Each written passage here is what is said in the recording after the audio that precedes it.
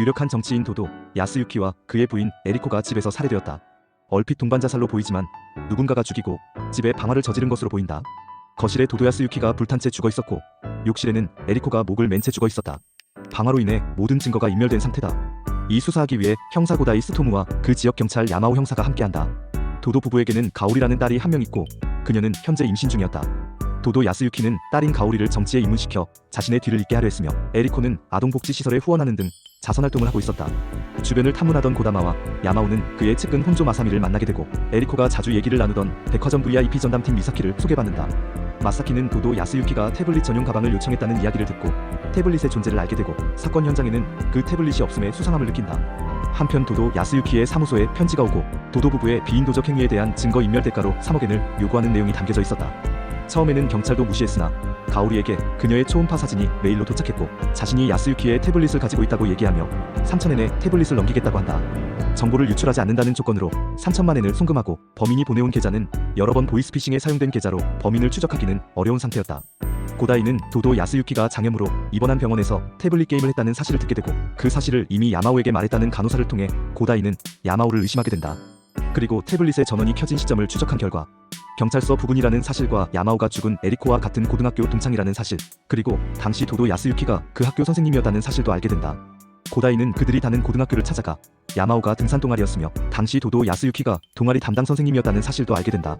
한편 그 당시 야마오의 절친이었던 나가마의 존재를 알게 되고 그는 당시 전교 1등 수재였으나 대학 입시 실패로 자살했다는 사실도 알게 된다.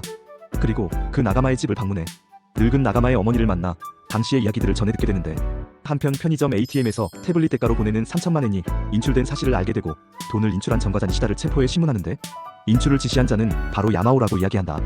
야마오는 체포되고 모든 사례를 인정한다. 고다이는 야마오의 진술이 이상하며 그리고 범죄 현장에서 나온 식기세척기의 찻잔에 주목한다.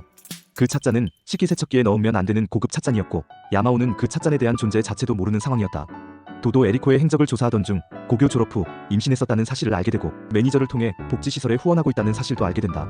그리고 복지시설을 찾아가서 그곳에 붙어있던 사진들을 보고 에리코가 출산한 아이가 누구인지 눈치챈다. 그리고 야마오의 핸폰 속에 있던 어린아이, 모든 퍼즐을 조합한 결과 에리코가 고등학교 졸업 후 출산한 아이는 바로 백화점 직원 미사키, 그리고 야마오의 핸폰 속 어린아이는 마시카의 딸 마나미. 결국 고다이는 미사키와 야마오를 통해 진실을 듣게 된다. 학창시절 에리코는 야마오의 친구 나가마와 사귀게 된다. 야마오는 호텔로 술 배달을 가던 중 자동차와 부딪히고 그 차 안에는 도도 야스유키 선생님과 에리코가 타고 있었다. 에리코는 나가마와 사귀고 있던 이전부터 도도 야스유키 선생님과 연인관계, 당시 나가마와 사귀고 있지만 육체관계는 없는 남자친구였다면 야스유키 선생님과는 정말 사랑하는 사이였던 것. 에리코는 이 사실을 나가마에게 알리지 말아달라는 조건으로 야마오에게 하루 동안 애인이 되어주고 그 둘은 하룻밤의 사랑을 나누게 된다. 에리코로부터 헤어지자는 통보를 나가마는 그에 대한 상처로 대학 입시에 실패한다. 그렇게 그들은 졸업하고 몇 달의 시간이 흐른 뒤 야스유키와 에리코는 다시 만나고 있다. 야마오는 나가마에게 그들이 만나고 있는 장면을 보여준다. 나가마는 야스유키에 대한 배신에 그를 칼로 위협하지만 도망친 후 집에서 자살한다. 미사키는 자신이 입양되었고 에리코가 침몰하는 사실을 알게 된다. 홀로 어린 딸 마나미를 데리고 자신이 어린 시절 길러진 하루노미 학원을 갔던 날 우연히 에리코를 만나게 되고 그 둘은 서로가 부녀 사이임을 말한다. 그 후 에리코의 조력으로 백화점 VIP 전담팀으로 가게 된 미사키는 더욱 에리코와 많은 시간을 보내고 서로의 걱정까지 나누게 된다. 미사키는 딸 마나미가 점점 삐뚤어지고 있으며 불량 아이들과 어울려 마약까지 손대고 있다고 에리코에게 이야기하게 되는데 에리코는 자식을 올바로 키우지 못한 미사키를 타박하자 치밀어 오르는 분노로 에리코를 죽인다. 그리고 자신은 곧 경찰에 의해 잡힐 거라 생각하지만 다음날 뉴스에 도도 부부 집 방화 사건과 에리코가 욕실에서 목매달아 죽어있다는 소식을 듣고 놀란다. 야마오는 사실 78년 전에 도도 야스유키와 다시 재회했고 경찰이 된 야마오와 유력한 정치인이 된 도도 야스유키 둘은 예전을 회상하며 돈돈해진다. 야스유키는 야마오를 뒤에서 지원해주고 야마오는 그런 스승의 뒷일을 처리해주고 있었다. 야스유키는 어느 날 한 여자의 뒤를 캐달라고 주문한다. 그녀는 바로 미사키였다.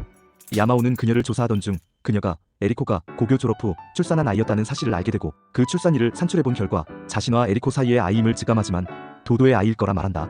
도도는 이 사건 전 비밀폰으로 큰 사건이 터질 것이고 비밀을 숨겨야 한다 말했는데 그 사건에 대한 진실을 담은 편지를 보내겠다 한다.